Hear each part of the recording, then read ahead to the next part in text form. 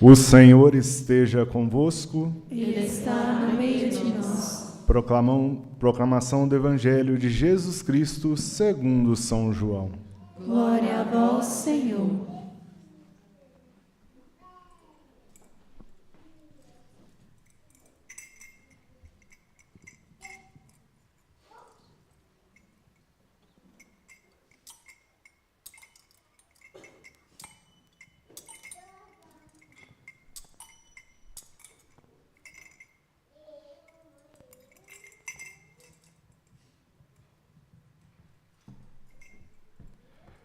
Ao anoitecer daquele dia, o primeiro da semana, estando fechadas, por medo dos judeus, as portas do lugar onde os discípulos se encontravam, Jesus entrou e, pondo-se no meio deles, disse: A paz esteja convosco.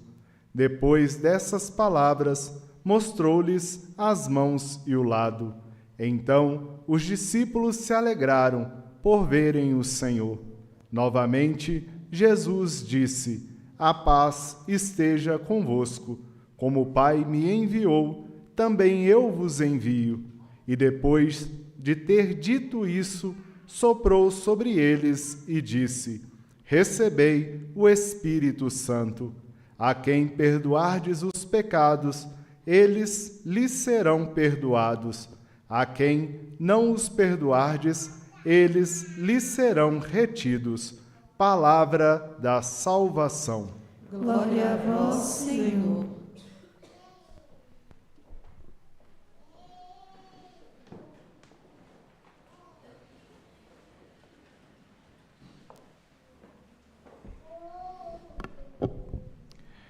Caríssimos irmãos e irmãs, hoje a Igreja, nessa solenidade, se alegra por fazer a memória desta ocasião em que o Espírito Santo, por fim, desce e manifesta-se de maneira extraordinária. Desce ali no cenáculo onde estavam presentes, segundo nos trouxe a tradição, os apóstolos e também a Santa Mãe de Deus. Ali estava, encontrava-se presente.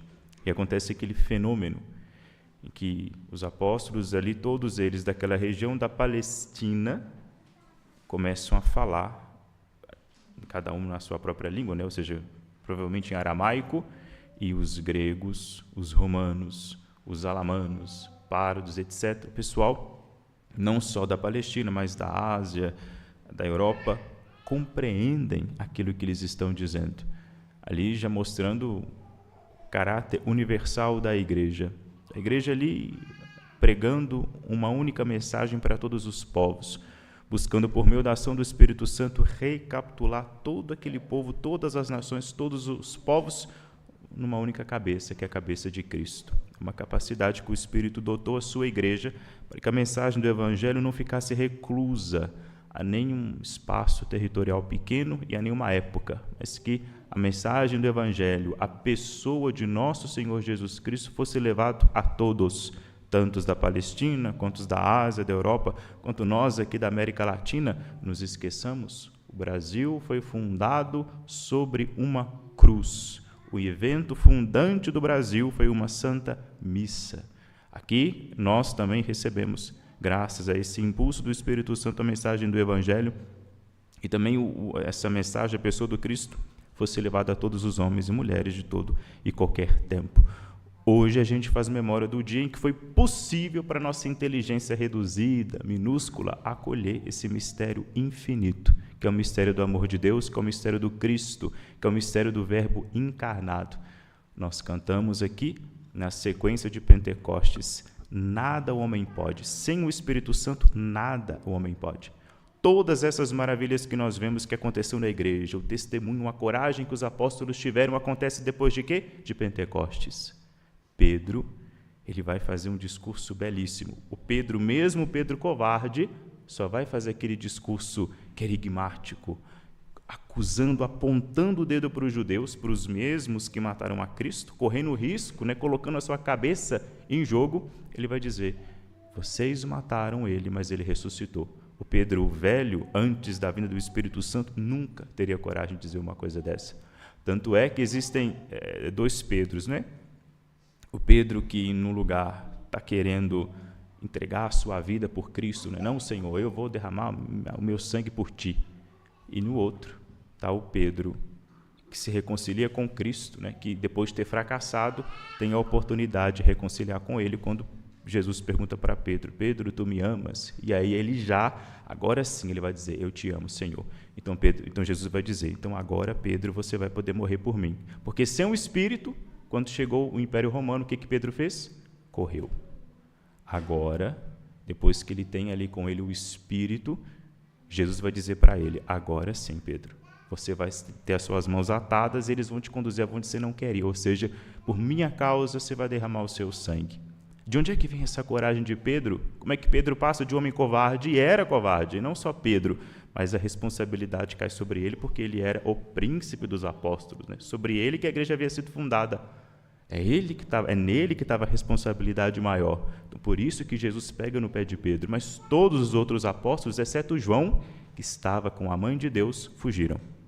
Todos eles fugiram, fracassaram.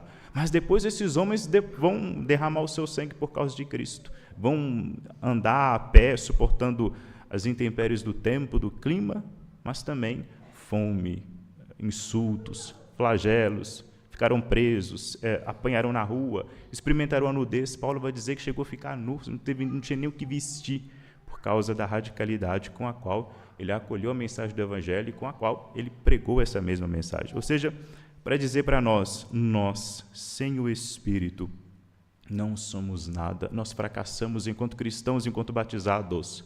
Quando nós somos batizados, desce sobre nós ali, de modo especial, o Espírito.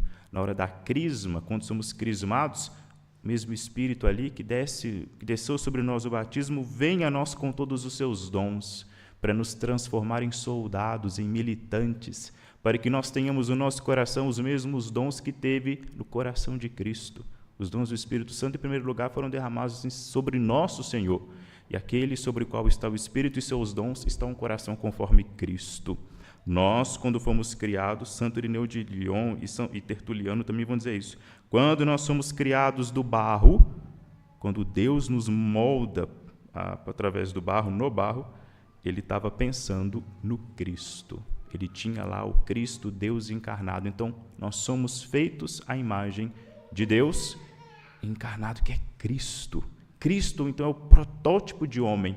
O homem bem-sucedido na vida não é o empresário, não é o presidente da República, não é o rei daqui, rei de não sei da onde, não é o secretário-geral do Conselho da ONU. Não, o homem bem-sucedido é o homem que se assemelhou a Cristo.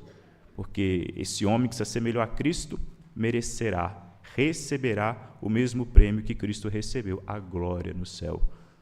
Cristo, quando ele ascende ao céu, ele diz, olha, se vocês me amassem, vocês ficariam alegres por isso que está acontecendo comigo. Porque eu vou para junto do meu Pai, para que lá a humanidade que está aqui tenha lá o seu precedente, ou seja, não tinha humanidade, não tinha homem, não tinha carne lá na Santíssima Trindade. Agora tem.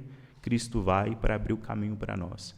Eu vou para abrir caminho para vocês. E ele reza, o capítulo 15 de João é belíssimo, ele pede para Deus, Pai, permita que onde eu esteja eles também. Está falando de nós, dos apóstolos, e repito, e fica claro nesse capítulo 15, porque ele diz, não rezo só por estes aqui, que estão aqui, os meus apóstolos, os discípulos, mas eu rezo também para aqueles que haverão de crer em mim.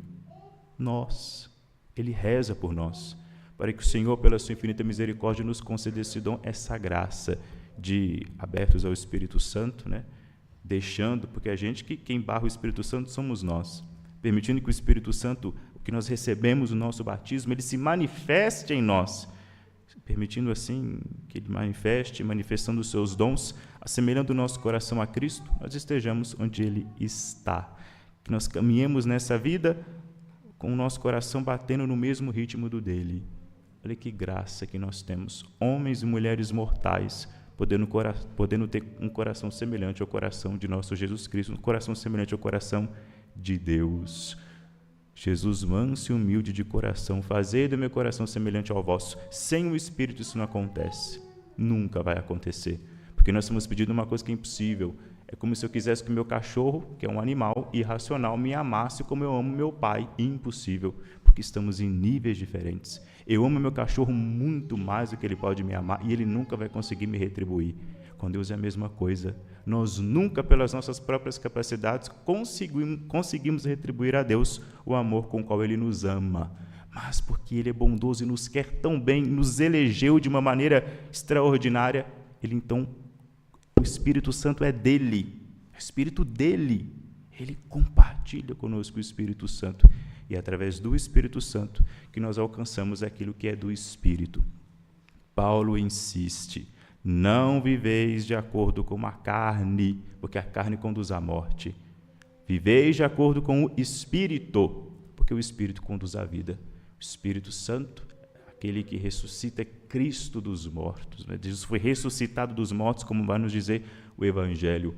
E no Espírito agora ele vive e quer nos conduzir a todos para essa vida plena no Espírito. Portanto, iluminados por esta festa, aprendamos, queiramos viver assim, neste mundo, desfrutando, claro, dessas coisas passageiras, mas buscando uma única coisa, o Espírito. Onde nós não conseguimos alcançar, aqueles passos que nós não conseguimos dar, aquela obediência que nós ainda não conseguimos dar a Deus pela nossa limitação, pela nossa fraqueza, que nós peçamos que o Espírito Santo, vindo sobre nós, nos capacite, nos faça poder, nos faça querer, nos faça obedecer e amar a Deus nosso Senhor.